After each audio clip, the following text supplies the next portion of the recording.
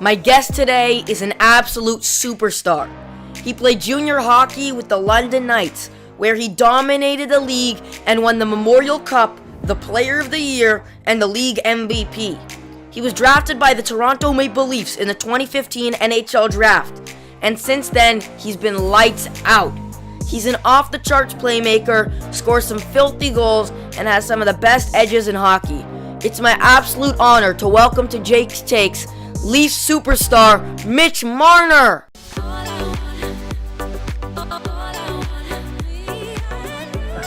What's up, Mitch? How you doing? That's a great intro. I like that intro. You gotta be around more often. I'm doing great. How you doing?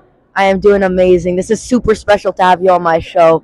Thank you so much for doing this. This is a huge milestone for me. Nice. It's my 100th episode. Oh, I'm glad to be a part of that then. That's a big milestone. You have no idea. I've had so many huge guests, but to have my favorite player as 100, truly amazing. So thank you for doing this. No, anytime. Thanks for having me on. And, thank you. I want to give a huge shout out to Lorraine and Natasha for setting this up. What would you do without them, Mitch? Yeah, not a lot. Be a little bit of a mess. Anyway, so I know your day is super busy, so you want to get right into it? Let's buzz. Okay, so in the past, Mitch, you've been known as a pass-first type of guy, an amazing playmaker. Rightfully so. Your on-ice vision's absolutely insane. But this past year, you really broke out and had added another dimension to your game, scoring 30 goals. Is this something you want to continue to grow in, like goal-scoring aspect, or do you want to continue to see yourself as like a pass-first type of playmaker? I think I like the goal aspect of it. I'm going to try to keep doing that, see how I do. Definitely going to be try to make more goals happen, but we'll see. I mean, I try to just take what's given and make a play out of it. That's awesome. Anyway, so this past year, the Leafs had the 7th best goals per game allowed in the entire NHL, improving a lot from last year, which you guys were 19th. And you were a huge part of that, as you were nominated for the Selke Trophy this year, the best defensive forward. Not being the biggest player, does it make it harder for you on the defensive end? I don't think so. I think it just makes you kind of know how to work your body more and make yourself more of aware of how to get yourself in good positions. So I think that's what I've trained my whole life being. I've always been a smaller guy, so I think I've just grown up kind of being in that aspect and kind of knowing what to do.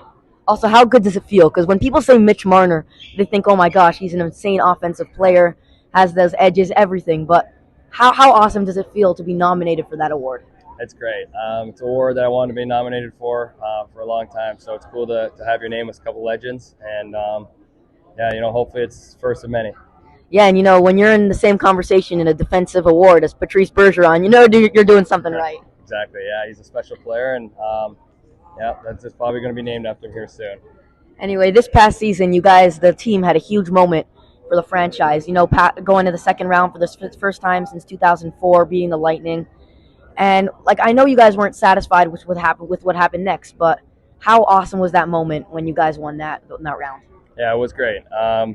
Just I think a lot of relief and a lot of excitement. Obviously, we want to do more and want to have a lot more success. So that's the goal for next year. But you guys start one day at a time, and you can't look too far ahead. Be honest, Mitch. What was the drink count like that night? How many of them? I hope you had some fun. No, we kept it pretty tame, still playoffs, so, it wasn't like the end of everything. It wasn't, we had a game to play in a couple days, so we kept it pretty tight, pretty tamed. We're all professionals, so I tried to keep it under the wraps. So this offseason, there were some huge changes. Lots of players and good friends left, but a lot of new players came in as well. And the new guys all have a common theme to their game. They got a little nastiness and some edge. What do you think Bertuzzi, Domi, and Reeves will bring to the lineup? I think Reeves is going to bring a lot of energy. So is Domi and Bertuzzi. They're all going to bring a lot of energy, a lot of Shazam to our team. They're all not afraid to do some crazy stuff around the net too. So, we're just excited to have all three of them. It's going to be nice to have Revo on your side instead of against him because of how just tough and big he is and what he brings. And the other two, same thing. Both of them are playing a bit of an annoying game out there on the ice, so it's going to be nice to have them on your side.